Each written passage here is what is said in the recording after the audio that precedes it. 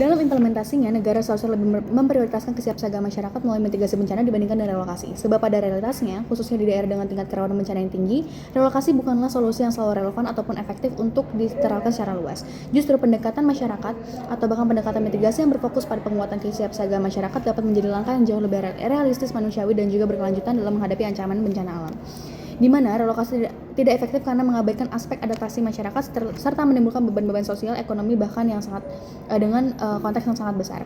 Dalam kehidupan masyarakat yang telah bertahun-tahun bahkan puluhan tahun menetap di suatu wilayah rawan bencana, terhadap proses adaptasi yang terbentuk secara alami terhadap lingkungan tempat mereka tinggal, masyarakat setempat pada umumnya telah memahami karakter wilayahnya, karakter pergaulan, dan bahkan karakter pola dari sosial itu sendiri. Di mana pengetahuan tersebut bukanlah sesuatu yang muncul secara instan, melainkan juga melalui pengalaman hidup yang diwariskan secara turun-menurun. Oleh sebab itu, ketika negara menjadikan relokasi sebagai prioritas utama, maka negara secara langsung tidak akan memutus seluruh bentuk keterikatan dan juga adaptasi masyarakat terhadap lingkungannya. Masyarakat dipaksa meninggalkan tempat tinggal, sumber mata pencaharian, lingkungan sosial, bahkan serta kehidupan yang selama ini telah mereka bangun. Di mana hal tersebut tentu bukan perkara yang sangat sederhana.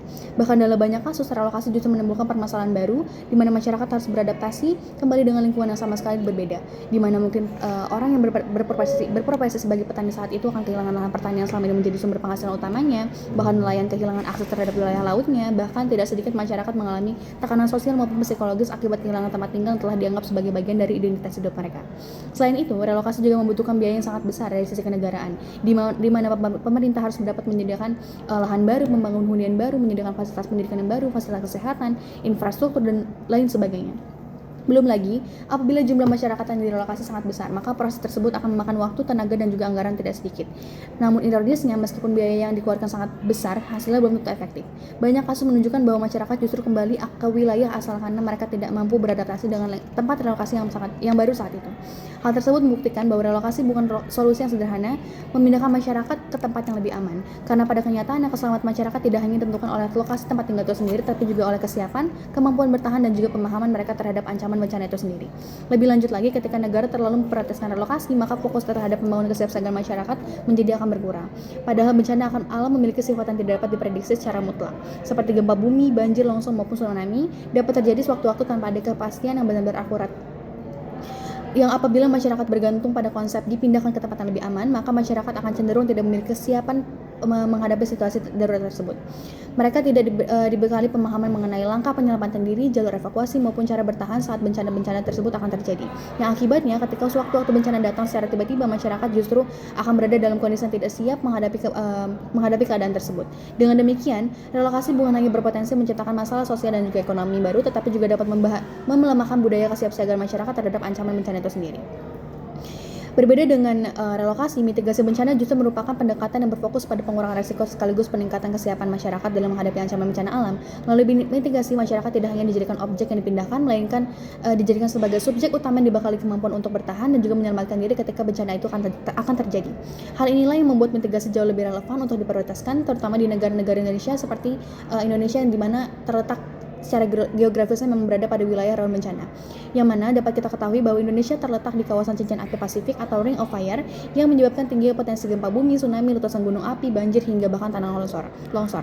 Yang artinya ancaman bencana tidak mungkin sepenuhnya dihilangkan hanya dengan relokasi karena hampir setiap wilayah memiliki potensi kebencanaan masing-masing.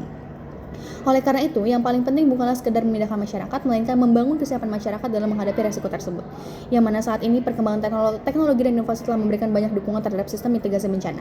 Berbagai alat dan sistem modern mampu membantu masyarakat maupun pemerintahan dalam mendeteksi tanda-tanda awal terjadinya bencana hingga proses antisipasi dapat dilakukan secara cepat. Sebagai contoh, seperti sensor IoT atau Internet of Things atau sensor pintar dipasang di wilayah rawan longsor maupun banjir untuk memantau kondisi tanah, kelembapan, dan juga peningkatan debit air secara real time.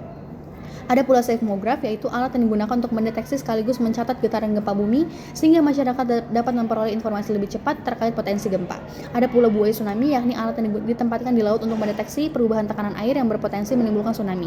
Ada pula sistem peringatan dini banjir, sirine evakuasi, dan juga pemetaan jalur evakuasi. Yang meskipun memang pada kenyataannya teknologi tersebut tidak dapat memberikan prediksi yang sepenuhnya pasti, namun setidaknya keberadaan mitigasi mampu memberikan waktu, kesiapan, dan juga peluang keselamatan jauh lebih besar bagi masyarakat.